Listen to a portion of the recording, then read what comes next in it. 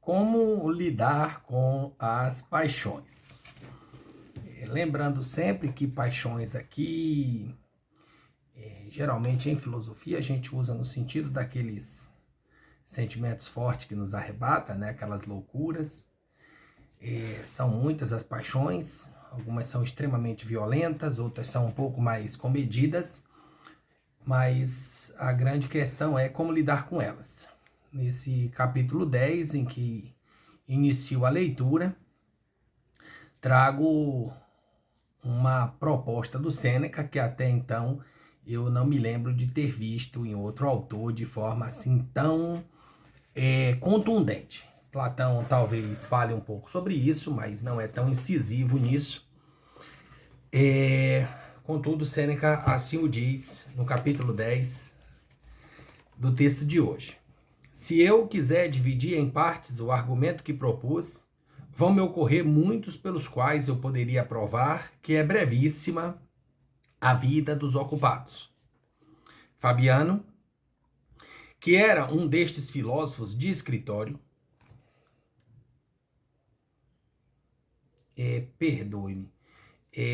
Fabiano, que não era um destes filósofos de escritório, mas um dos verdadeiros e antigos, costumava dizer que contra a paixão não se deve lutar com sutileza, mas com ímpeto. Nem repelir uma tropa de ataque com pequenas feridas, mas com um ataque decisivo, pois é preciso aniquilar o problema, não atiçá-lo. No entanto, para que seja exposto a eles a seu erro, deveria ser instruídos, não lamentados. Então, aqui me parece que há uma proposta do Sêneca, junto com este filósofo Fabiano, que era um professor de retórica romano, eu particularmente não conhecia antes de ter lido em Sêneca, a proposta de que não há fórmula para lutar contra as paixões ou contra uma paixão muito forte. É preciso lutar com força, não adianta enfrentá-la de forma sutil. A sutileza aqui não serve para nada. Então é preciso, talvez, juntar todas as forças para lutar contra este tão violento sentimento. 2. A vida se divide em 3 momentos: o que foi, o que é e o que será. Nenhuma novidade aqui. Destes, o qual estamos vivendo é breve. O que vamos viver é dúbio. E o que vivemos é certo. De fato, este é sobre o qual a sorte perdeu a jurisprudência, porque não pode ser reduzido ao arbítrio de ninguém. Então, de forma simples e objetiva, o que Sêneca está dizendo é que o presente não pode ser arbitrado pela sorte, né? A fortuna não possui sorte no presente, mas no futuro, sim. Os ocupados o perdem, pois a eles falta tempo para reconsiderar o passado, e se tivessem tempo, é desagradável a recordação de algo de que se arrependem. Assim, contrariados, relembram os tempos mal gastos e nem ousam recordar aquelas horas cujos vícios, mesmo aqueles que estavam disfarçados sobre o encanto de um prazer momentâneo, revelam-se pela rememoração. Ninguém se voltará ao passado livremente, a não ser aqueles cujas ações submetem à sua censura, a qual nunca se engana. Aquele que cobiçou muitas coisas ambiciosamente, soberbamente desprezou, insolentemente venceu, insidiosamente enganou, avarentamente roubou, prodigamente gastou, necessariamente deverá temer suas recordações. Ora, esta é a parte sagrada e intocável de nosso tempo, acima de todas as picuinhas humanas, retirada do domínio da fortuna, que não se abala nem pela escassez, nem pelo medo, nem pelo ataque das doenças. Ela não pode ser roubada nem perturbada. Sua posse é perpétua e inabalável. Apenas um a um os dias a nós se apresentam. E estes ainda divididos em momentos. Mas todos os momentos passados, quando os ordena, ficam diante de você. A teu arbítrio se deixarão inspecionar detidamente, o que aos ocupados não resta tempo para fazer. Peço perdão aqui na minha interpretação equivocada. Eu falei que o tempo que a fortuna não tem como intervir, falei que era o presente, mas não é o passado. Talvez tenha sido tomado pelas minhas paixões.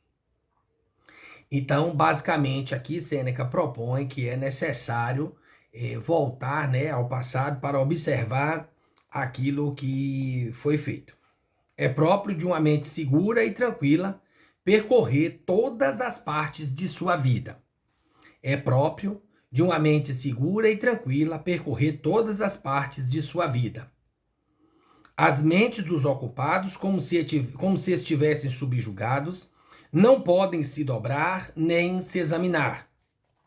Portanto, a vida deles cai em um abismo. E assim como não adianta derramar um líquido, se não houver algo embaixo que o receba e conserve, assim também não importa quanto tempo nos é concedido, se não houver onde guardá-lo, pois ele vaza por almas trincadas e rachadas. O tempo presente é brevíssimo, tanto é assim que alguns parecem nem existir. De fato, sempre está em curso, flui e precipita-se. Deixa de existir antes de chegar. Nem admite atraso, tal como o mundo ou as estrelas, dos quais há sempre enriqueta, agitação, nunca mantém a mesma pegada. Portanto, aos ocupados apenas pertence o tempo presente, que é tão breve que não pode ser agarrado. E mesmo este é retido deles por estarem distraídos com muitas coisas. Então, obviamente que alguns perguntariam por que eu não voltei e fiz um outro vídeo. Acredito que fazer estas leituras é o equivalente a viver. Eu tenho feito esse exercício seguindo esta proposta. Santo Agostinho propõe que a vida é semelhante à leitura de uma carta. Então, eu estou lendo Sêneca nessa mesma perspectiva. E Santo Agostinho diz que o tempo é de extensão da alma. Então, à medida que nós cometemos erros no presente, temos opções, né, de voltar e ficar tentando corrigir, mas cada vez será uma coisa distinta.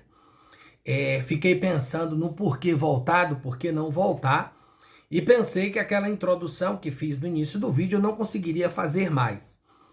Ficaria uma outra coisa. Então não é possível voltar no tempo para refazer aquilo que já foi feito. Eu poderia ter começado de novo a leitura, mas incorreria em erros, assim como aqui. Então, o erro faz parte da existência. É preciso aceitar que errar faz parte do nosso processo. Eu, por exemplo, errei muitas vezes. O meu passado está cravejado de erros. Mas, creio, talvez haja aqui alguma coisa que eu tenha dificuldade de voltar ao passado, mas acredito que consigo olhar hoje a minha vida sem muitas preocupações. Então, esta é a minha busca e a aceitação de que errar faz parte do caminho e não estar ocupado o suficiente para não perceber nada que se ficou para trás. Desejo a todos uma excelente segunda-feira e até amanhã.